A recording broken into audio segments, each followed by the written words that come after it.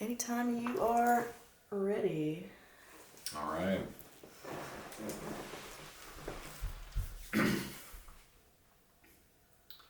Old Man Fletcher lived way back in the mountains of West Virginia. He lived back in a holler so deep that people said he had to pump in the sunshine. And he had no one out there to keep him company except for his 3 dogs, Ino, Uno, and Calico.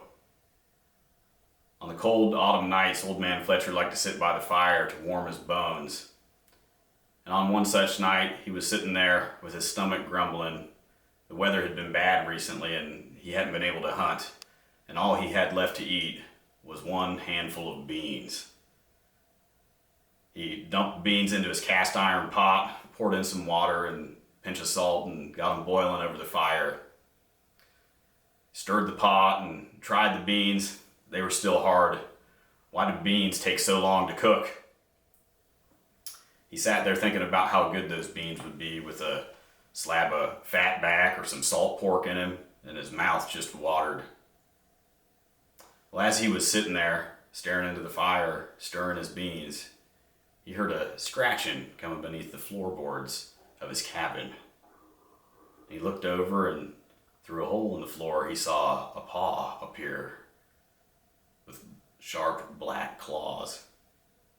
Now, he'd been meaning to fix that hole, but he hadn't gotten around to it quite yet, and as he watched, another paw appeared, followed by a head about as big as his fist, some pointed ears like a bat's, and 2 red glittering eyes. When Old Man Fletcher saw those eyes, he reached down by the fireplace and picked up his hatchet and watched as this creature emerged from the hole. It was long like a weasel and had a tail, thick and hairless, that drug on the ground behind it like a overweight possum.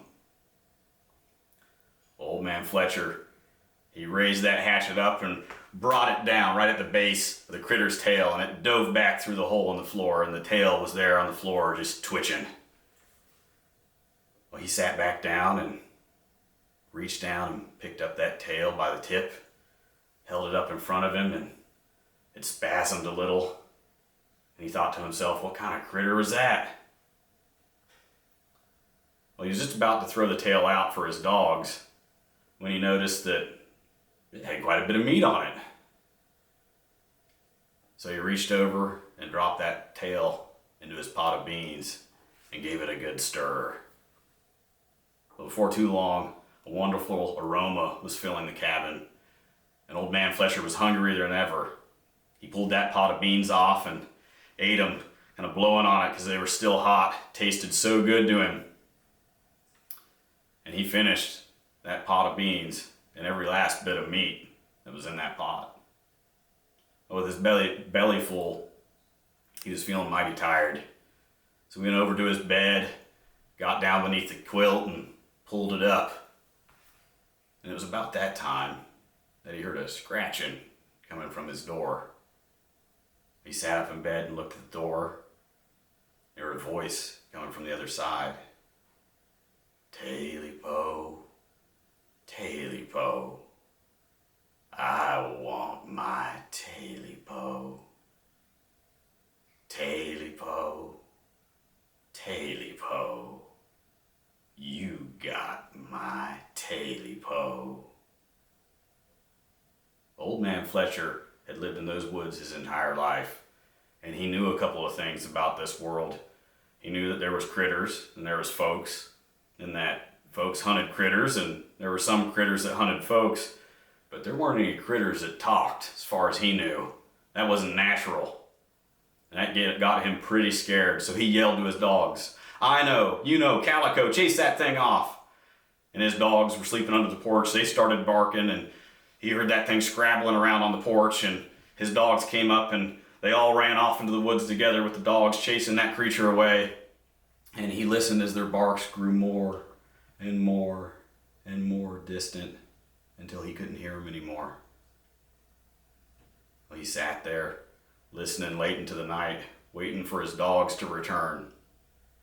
He trained them pretty good to hunt. They probably just had that thing up a tree somewhere, and well, they'd stay there until the sun came up at least, unless something had happened to him.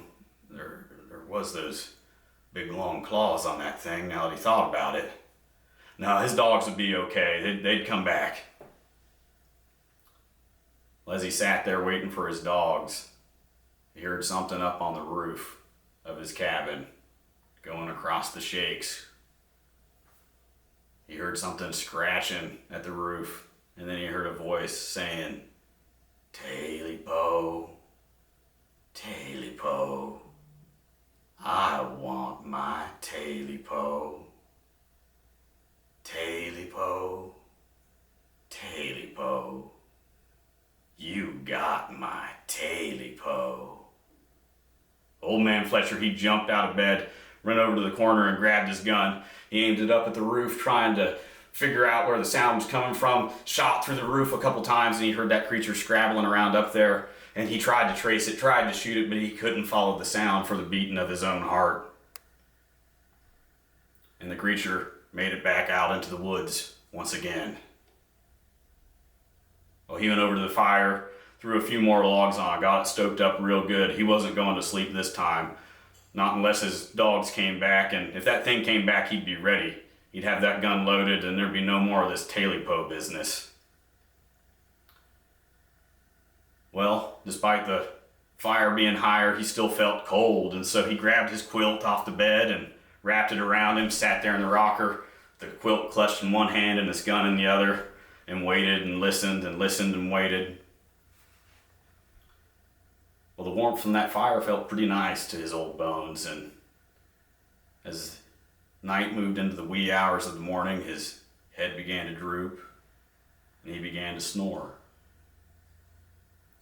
Well, he woke up to the feeling of his leg burning, and he looked down, and the corner of the quilt had gotten into the fireplace and was smoking, and he got up and he threw the quilt down and he stomped it out.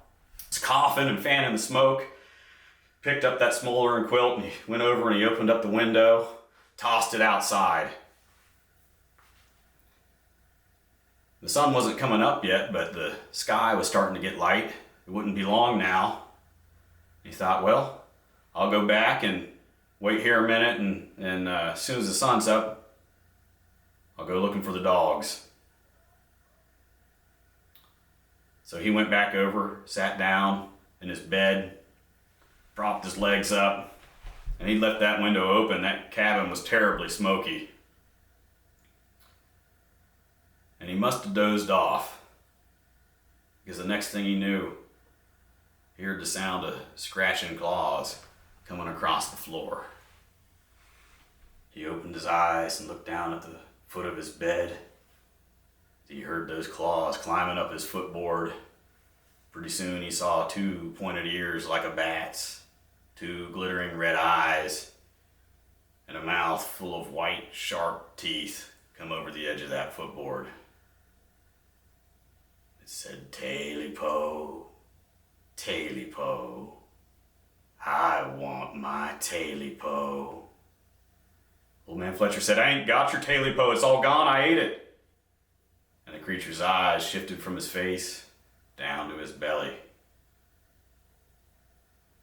Now, no one knows exactly what happened to old man Fletcher, but there's still a cabin that stands in that holler deep in the mountains of West Virginia.